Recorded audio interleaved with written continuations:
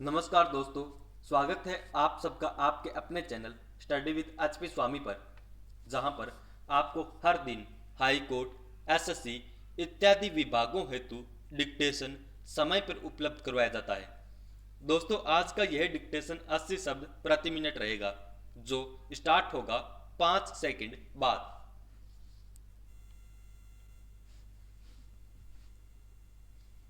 Start. महोदय, यह भी विचार किया गया है कि जो व्यक्ति समाज में काम करता है, चाहे आविष्कार का काम करे चाहे दूसरा कोई काम करे, उसको उस काम में तब तक सफलता नहीं मिल सकती है जब तक कि समाज का सहयोग या समाज ने जो परिश्रम किया है या कुछ आविष्कार किया है, उसका उपयोग उसको प्राप्त न हो, उसका उपयोग वह न कर सके।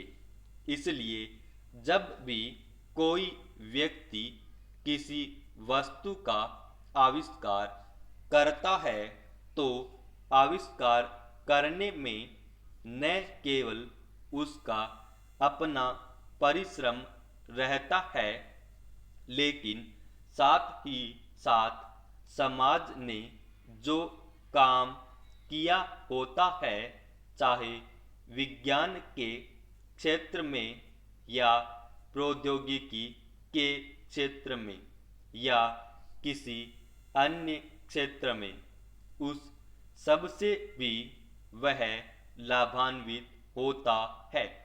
इसलिए जब हम किसी आविष्कारक के किसी आविष्कार के अधिकार की रक्षा करना चाहते हैं, तो उसके साथ साथ यह भी विचार हमारे दिमाग में आता है, जिस व्यक्ति ने समाज की सहायता से आविष्कार किया है, उस समाज को भी उसका फल अधिक से अधिक मिलना चाहिए।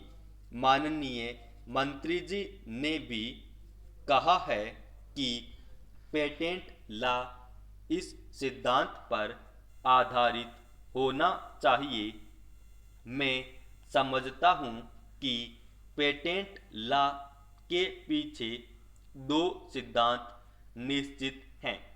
पहला सिद्धांत तो यह है कि जो व्यक्ति परिश्रम करके धन लगाकर अपना दिमाग लगाकर के किसी वस्तु का आविष्कार करता है, उसके तथा अपने परिवार के लोगों के अधिकारों की जहाँ रक्षा होनी चाहिए, उसके साथ ही साथ, जैसा मैंने अभी कहा है, कोई व्यक्ति समाज में व्यर्थ में काम नहीं करता है, वरन पिछले समाज के लोगों ने जो जो काम किए होते हैं, चाहे विज्ञान के क्षेत्र में या प्रौद्योगिकी के क्षेत्र में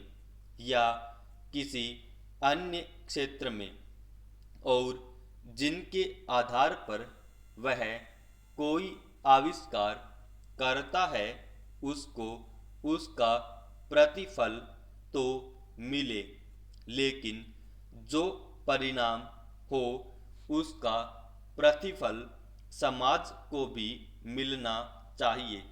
मंत्री महोदय ने कहा है कि जो यह सिद्धांत है, वह भी इस विधेयक के पीछे स्थापित किया गया है, और इस बात का ध्यान रखा गया है कि जहां हम किसी व्यक्ति के आविष्कार के जो अधिकार हैं, चाहे धन के उपार्जन का अधिकार हो या प्रतिष्ठा प्राप्त करने का अधिकार हो, उसे प्रतिष्ठा का और चाहे धन का, दोनों का लाभ व्यक्ति विशेष को भी मिले।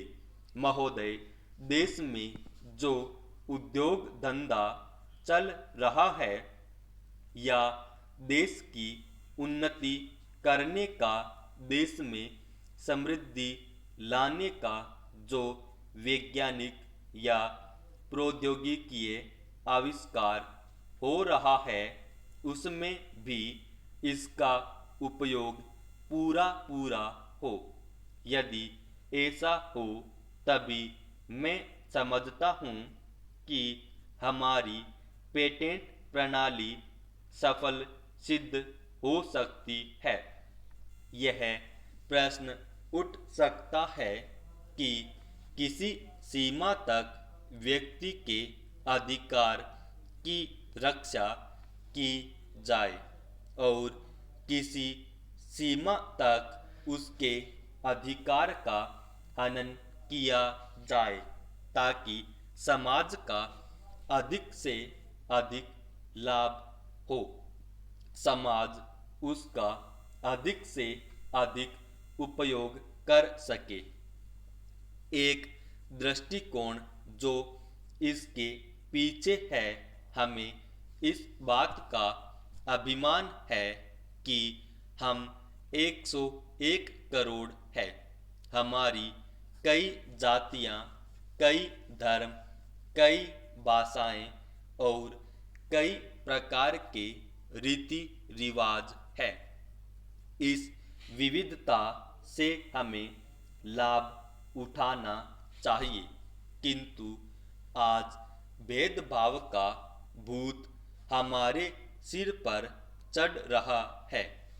भारत को स्वतंत्रता मिली है, इसका अर्थ यह होना चाहिए कि गरीबों की सेवा के लिए आज तक हमें जो सुविधाएं उपलब्ध नहीं थी, वे मिली है।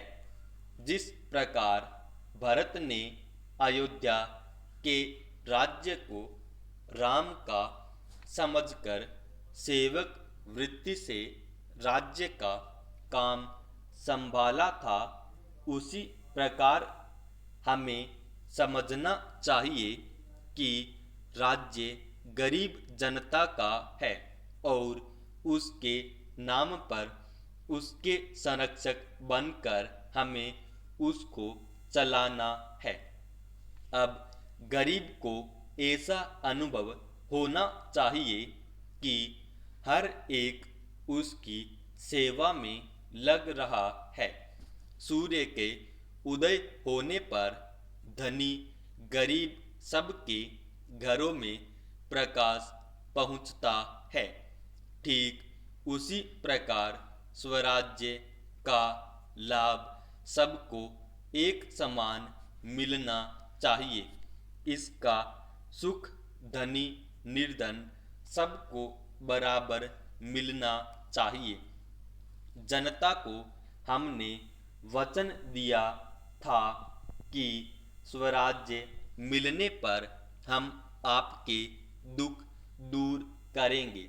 अब वह समय आ गया है जब कि हमें अपने उस दिए हुए वचन को सार्थक करना है। इतने बड़े देश में विचार भेद होना स्वाभाविक है। देखना यह है कि हम लोगों के विचारों में कुछ समान अंश भी हैं या नहीं। यदि हैं तो समान कार्यक्रम बनाइए। इस प्रकार कार्य करने से हमारे भेदभाव कम होते होते एक दिन मिट जाएंगे और अच्छी बातों का अपने आप उदय होने लगेगा। अगर उसी प्रकार भेद स्थापित करने का प्रयत्न किया गया तो लोग सत्ता के पीछे पड़ जाएंगे और स्वराज्य प्राप्त होने का आनंद हम लोगों को नहीं मिल सकेगा। समाप्त।